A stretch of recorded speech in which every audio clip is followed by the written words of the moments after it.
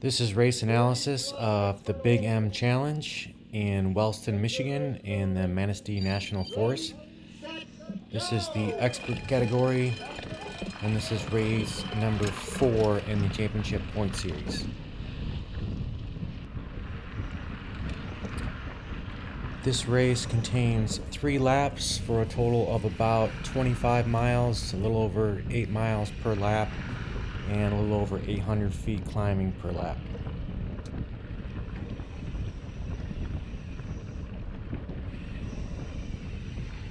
This course can be categorized with a significant climb in the beginning of the trail, followed by a tricky, sandy, and loose descent.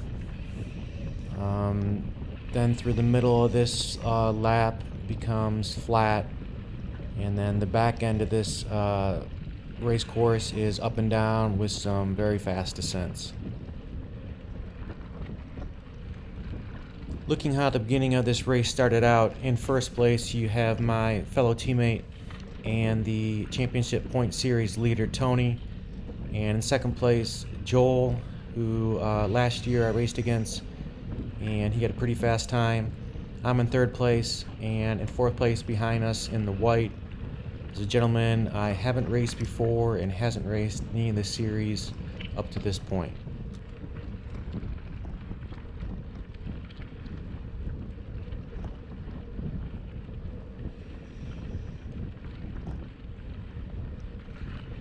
Jumping ahead about 5 minutes, we've made it past the first warm-up hill, and now we're getting to the significant climb in this race course. This climb is just short of 4 minutes with a VO2 / anaerobic effort. I think I averaged about 370 watts up this hill, and the grade averages 7% and kicks up near 20% at the end, and a few little kickers throughout.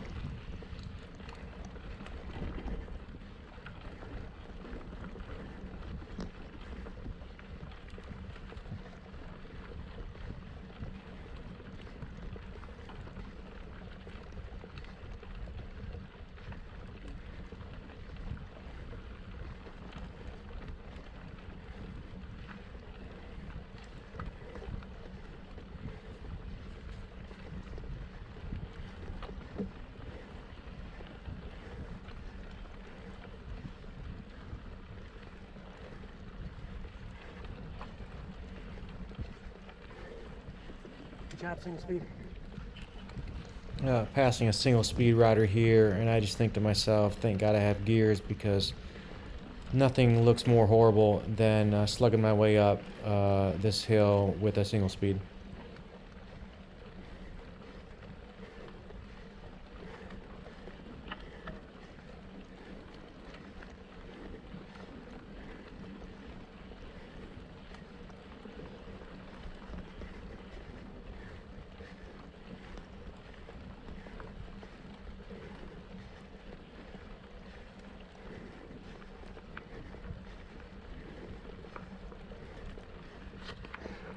So halfway up this hill, and it's feeling more difficult than you probably think it should. Yes, it's only a 4-minute hill, but you're only 8.5 minutes into a 2-hour race, so this feels like a big effort with a lot of race remaining.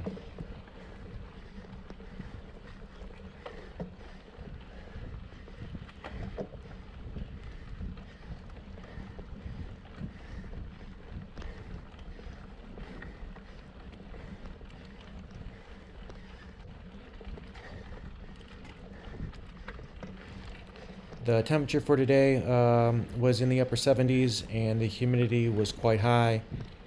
They were predicting thunderstorms and rain, and luckily that held off to after the race. So the conditions on the course were pretty nice.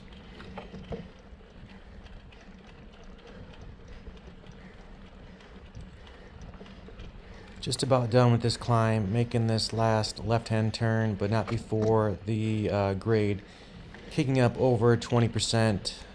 Now it's time to take a couple deep breaths because we have a fast, twisty, and sandy descent. And if you're not familiar with the lines, can definitely be tricky.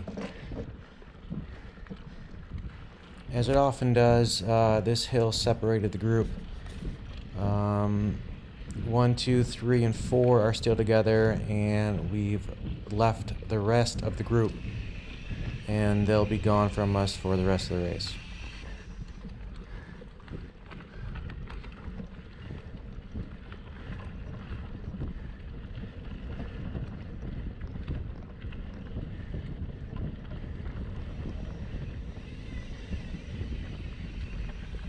Here starts one of these tricky descents. All these corners on these descents are very soft and sandy, and if you don't control your speed going into them, there's no way to control your speed through the turn.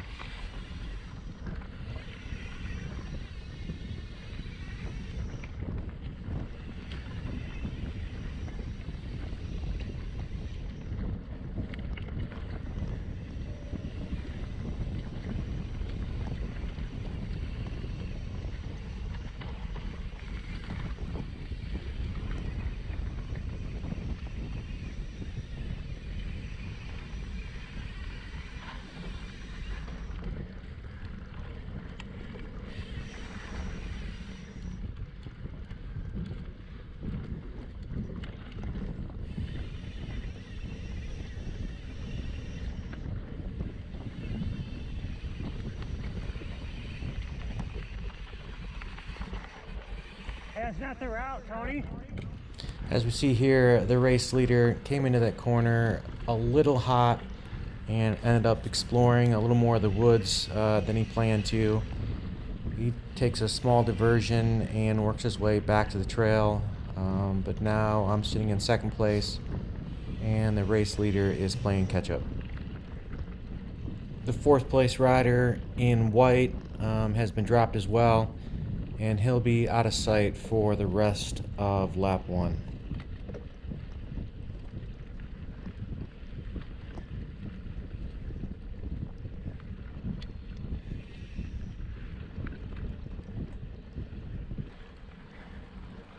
Jumping ahead a few minutes, you can see in the rear view the race leader catching back up after taking that diversion into the woods, and now he's sitting in third place.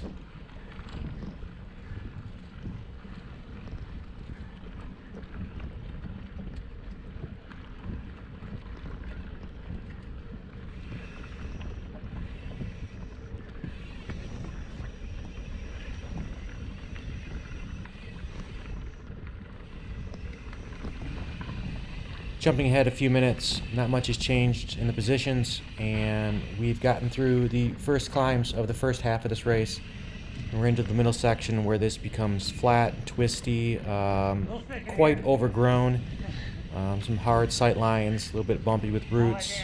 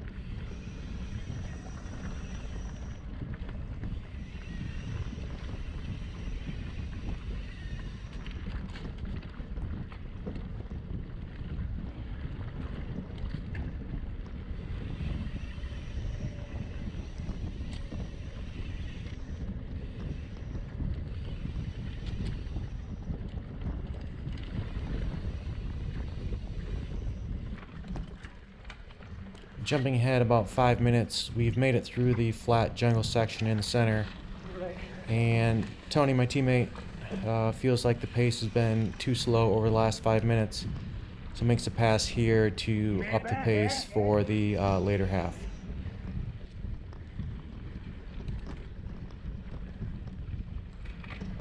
We're a little over halfway through this first lap. At this point, the pace has been strong but doable, and since Tony has been on great race form lately, winning the last 2 races.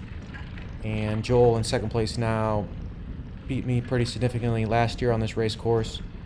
Even though I'm feeling good, I'm just sitting in and waiting to see how I feel on laps 2 and 3.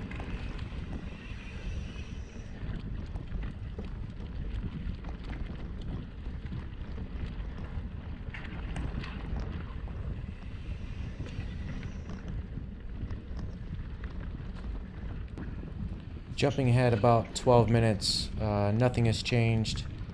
Still in 3rd position, and we're finishing lap 1.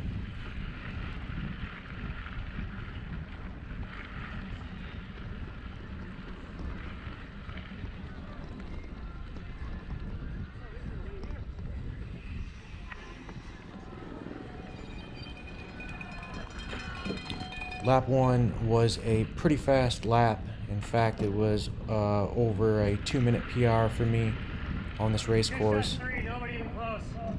And I say here to the team, there's nobody even close. Guy in white hasn't been seen for a long time, and the 3 of us have been alone. And in my mind, I'm thinking this is 1st, 2nd, and 3rd place, and that will be decided on lap 3.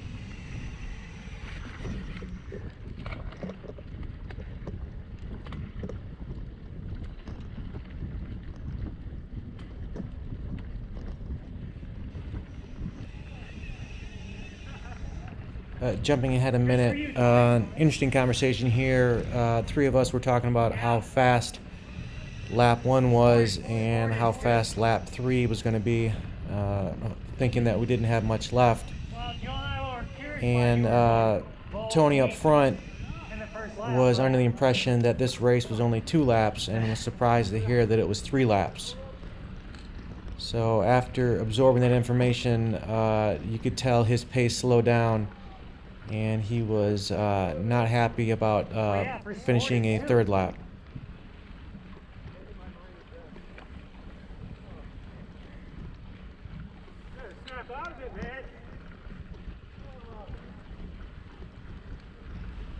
Joel here telling Tony to snap out of it and get in the mindset of completing 3 laps.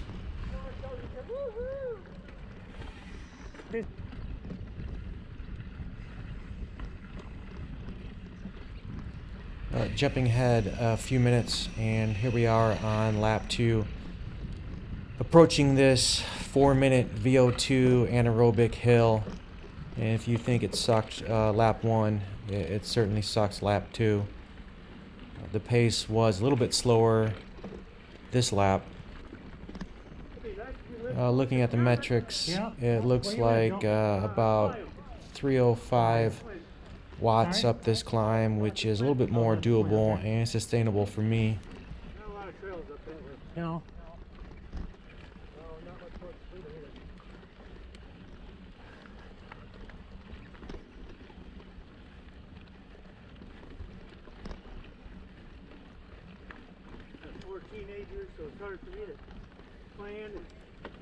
Jumping ahead about 15 minutes, and we're halfway through this race at right around the hour mark. And this 2nd lap has been significantly slower. Tony has slowed down the pace, and basically over the last 15 to 20 minutes, it's felt more like recovery. So I'm feeling quite well. It's much slower than lap 1, and even though we're only halfway through this race, I'm still monitoring my effort to make sure that I have enough left for lap 3.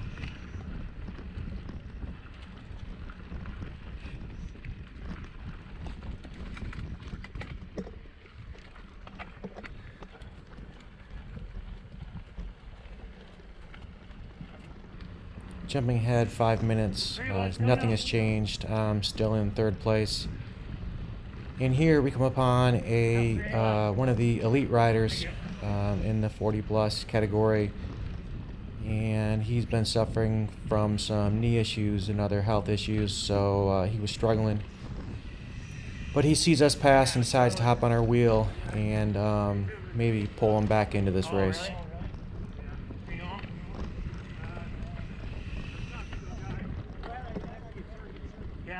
still have to bike for about a month. In that place for a couple weeks and then not doing nothing for, Jumping ahead a few minutes, and I've been chatting with this elite rider as we slowly move our way through lap 2. And because our pace was so slow on lap 2, by about 5 minutes slower, we allowed who I thought was out of contention, the 4th place rider in white, to attach back onto the back of us. The 4th place rider in white hangs back through the remainder of lap 2. I never looked behind to see that he was there, and I didn't remember him from lap 1, so in my mind it's still just the 3 of us, and we're fighting for the podium spots.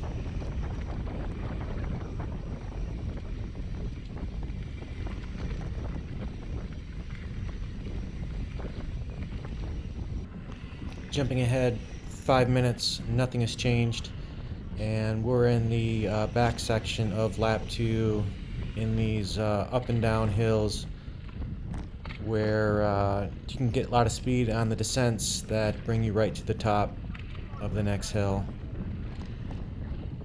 Here's one of these hills, and my momentum just brought me past Joel in 2nd place, and so I just take that position and get on Tony's wheel.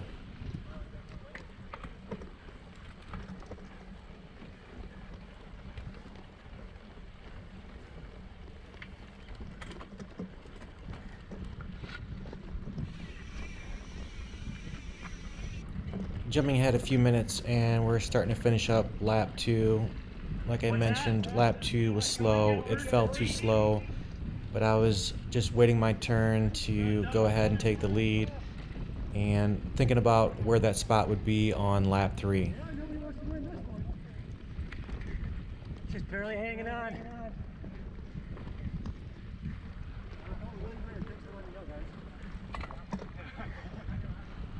Here, because that lap was so slow, we get caught by the 50 plus riders and expert. So there's the 1st place rider and expert 50 plus, and followed by the 2nd place. And here I go to jump on their wheel, and the elite rider pops up, and I almost hit the handlebars of my teammate Tony, but able to avoid that. And here I'm having a conversation asking these guys if they are 50 plus, and they say that they are. So at this point, I just decide a great opportunity to hop on these guys' wheels, and I'll just stick with them for the remainder of lap 3.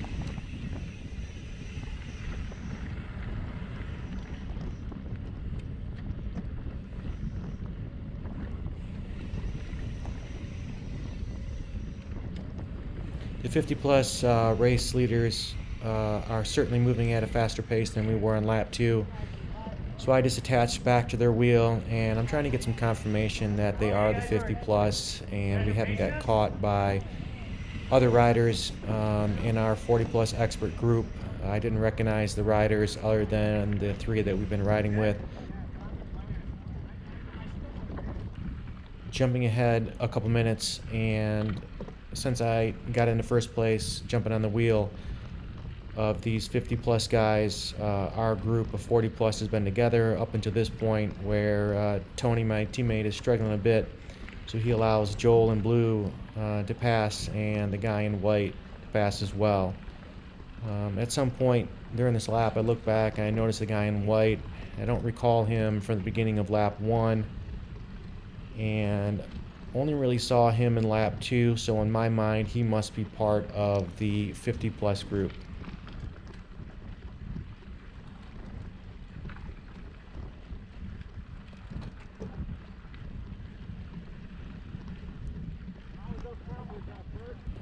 Jumping ahead about 15 minutes, and not much has changed. I'm still following the wheel of these expert 50 plus, and the elite rider has passed these guys and moved on.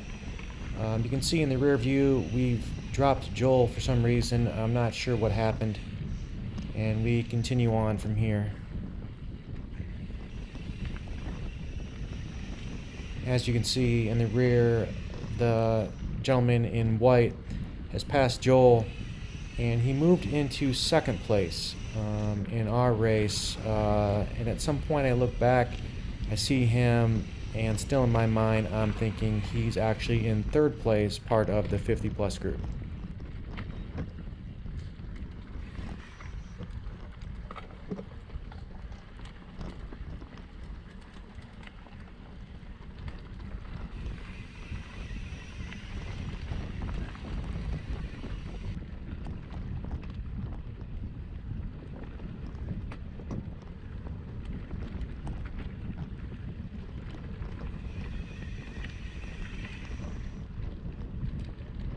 I'm 40 plus, so don't worry about me.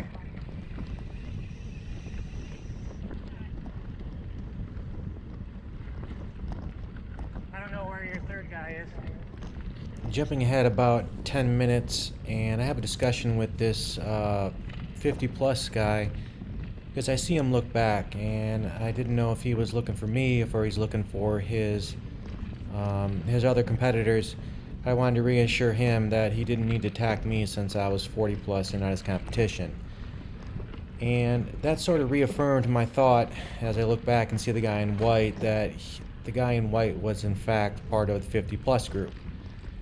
You also see, noticing behind him is Joel. He is caught back up and is in third. As we finish up this race, only about 10 minutes or so remaining, I start to analyze this effort, and it's been steady all through lap 3 following these guys' wheels, but on multiple occasions I felt like the pace was a little slow. I've had to break through some sections and on some descents following these guys. I decided to keep their wheel the entire third lap, and that was probably a fault of mine, and I should have made the pass when I had the opportunity.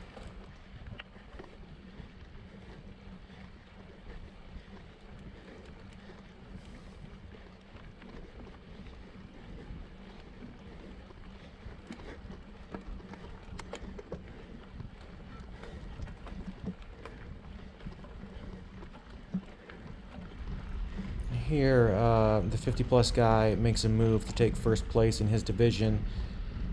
I was caught sleeping and didn't have the opportunity to go with him. I would have liked to, and here I'm trying to play a little bit of catch up. Unfortunately, during these sections, it's fast up and fast down. You really have to be in the correct position to get a pass. And as I watch him get away, contemplating should I pass him, think about passing him here on this corner and get cut off, and he accelerates out of that corner, so it doesn't give me an opportunity to pass him on the next downhill.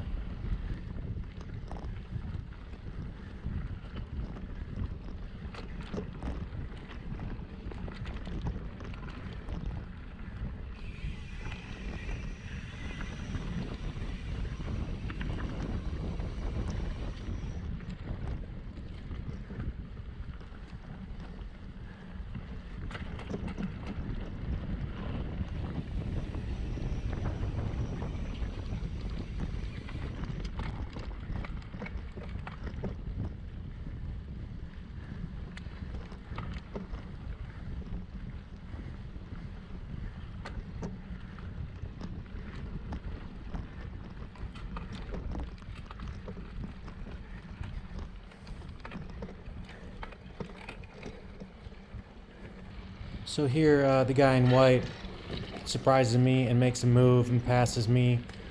I think about it for a second about jumping on his wheel, and as I come up this next hill, in my mind, the guy in white is chasing the number 1 guy in yellow in the 50 plus group, not wanting him to get away. I take a quick look back to see if Joel is catching up as well. He is not. Dropped him at some point. Appear to be faster than this guy in this sense, and I already see the error of my ways of not passing him when I had the opportunity, because now I'm braking into him on descents and losing all that free speed.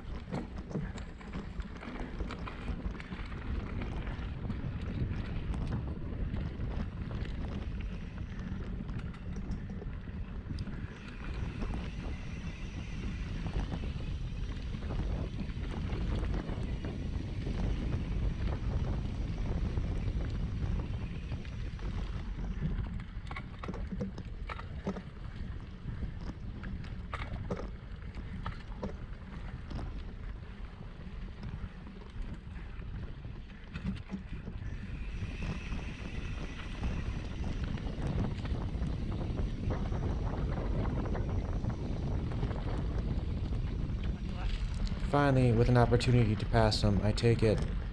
And over the last minute or so, I'm trying to work out in my head if that gentleman in white is part of my competition or not.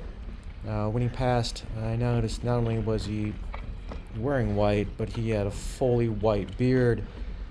And again, that just adds to my confusion of thinking that he was not in my category and was part of the 50 plus group. In any effort, I started to get a little nervous. I thought I was in first place. I thought I had this win, and did it just slip away? So, with about 6 or 7 minutes remaining in this race, I just put in an effort to the finish line to make sure I can shore up first place. I think I'm in first place, and make sure Joel, who has dropped out behind me at some point, is not catching up. So I'm just trying to finish strong.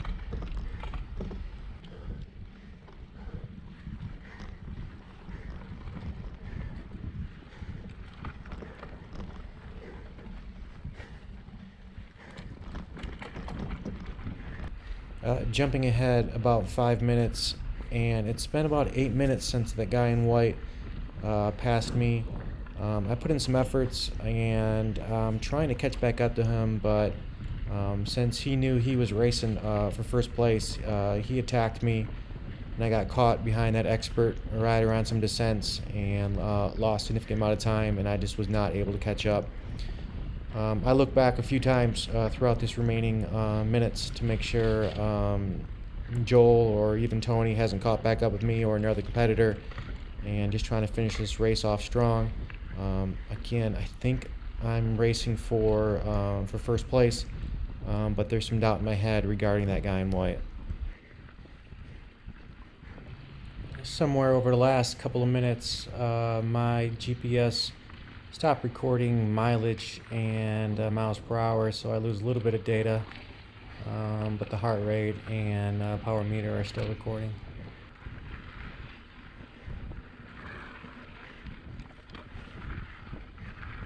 And here I am finishing the race just under 2 hours and taking second place, which I'm happy about, and is about 15 minutes faster than my time from last year.